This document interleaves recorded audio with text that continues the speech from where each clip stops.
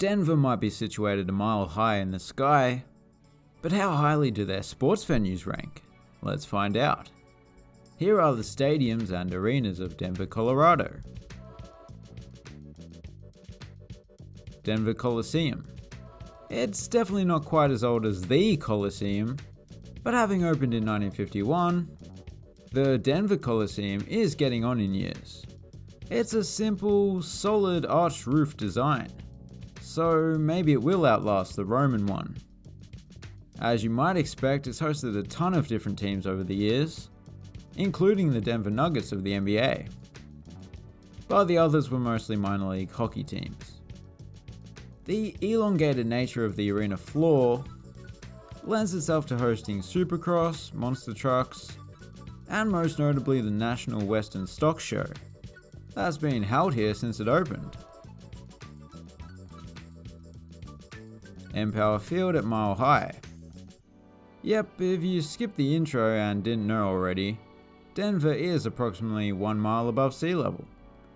This was built at the approximate site of Mile High Stadium, the old home of not only the Broncos, but also for a while it was home to the Rockies of Major League Baseball as well. Unlike the old Mile High, this one is stylish, curvaceous, and there is a big horse head depicted on the seating. Personally, I think these are all important aspects to any stadium, let alone one that's home to a team with an equine-related name. The horse head is not the only amenity that this stadium boasts. They recently installed a new video board, which is now the 4th largest in the NFL. There is no roof coverage at this stadium, but Denver's climate is actually pretty dry, and winter is the driest season of all. So it's kind of like the exact opposite of Ireland in that respect. Ball Arena, not to be confused with the dancing girls that go by a similar name. It's home to the Nuggets, the Mammoth, and the Avalanche. In other words, a big hunk of metal, an extinct hairy elephant, and a natural disaster. Despite the large capacity of around 20,000, the seating bowl is still somewhat intimate. I mean, even up here in the nosebleeds, you're still right on top of the action. Well, you are at least close enough to discern which sport is being played. It's used for basketball, hockey, and lacrosse. But in spite of this, it has a clean, uncluttered look, whichever mode it's in.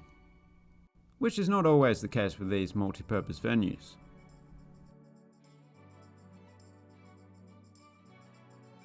Coors Field. Coors is more than just a naming rights sponsor. They own and operate an award-winning microbrewery within the ballpark, called the Sandlot Brewery. It was the first brewery to be situated inside a major league ballpark. It's been here from the start. This is by far the highest ballpark in Major League Baseball, and the thin air means that the ball carries further. Of course, Major League Baseball wants to ensure an even contest between bat and ball, so in order to even things out, the batters all have to bat with their opposite hand. Some say it's unfair, but it's certainly better than the blindfold rule that was previously in place. Major League ballparks tend to do quite well when it comes to the theming. This place is no exception. Beyond the outfield wall is what is known as the rock pile, which gives spectators a little taste of the Rockies while they're watching the Rockies. You could even simultaneously be watching Rocky if you wanted. Magnus Arena. Oh yes, this venue has been mentioned on the channel a couple of times before, but I don't mind talking about it some more, because it's an impressive arena. Firstly, who doesn't love a big bell tower? Inside, the arena looks equally luxurious. I love that combination of the cherry red seats, the internal brickwork in the corners, and the red rafters up top. Even the Magnus Arena signage is done up in gold. You know, I think I might even slightly prefer this to Ball Arena. Yeah, it doesn't have as many amenities, but it's more characterful and certainly has a better name.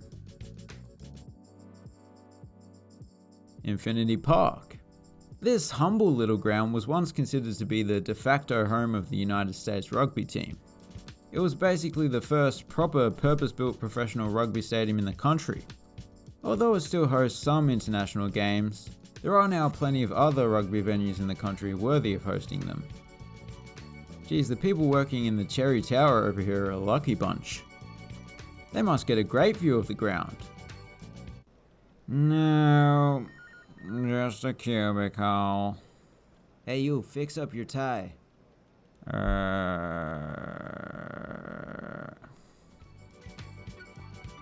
Out in a college town called Boulder is Folsom Field, which is one of my favourite college football stadiums. It's just got a bit of everything. Firstly, the beautiful exterior with its combination of a sandstone facade and a red clay tiled roof, which makes for a very Southern European look. Secondly, the seating layout, which is a bit more varied than at most college stadiums.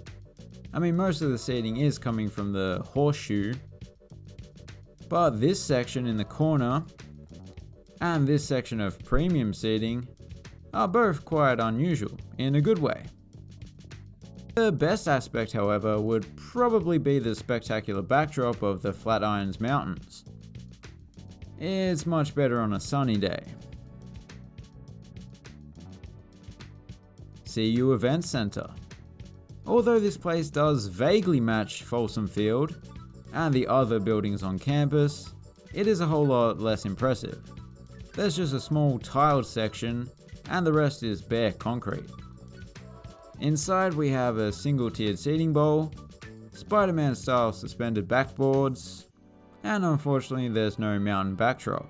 But up until 2022, the court itself did include a depiction of the Flatirons. They got rid of it for some reason. They literally moved mountains. But yeah, it is certainly a serviceable venue overall. This lonely looking stadium is called Dick's Sporting Goods Park. First it was Ball Arena and now... You see, I don't like dirty humour, but you're making it hard for me. Oh god. You might think that the roofs at this stadium were inspired by the distant Rocky Mountains, but actually they were modelled after the tectonic plates that formed those mountains.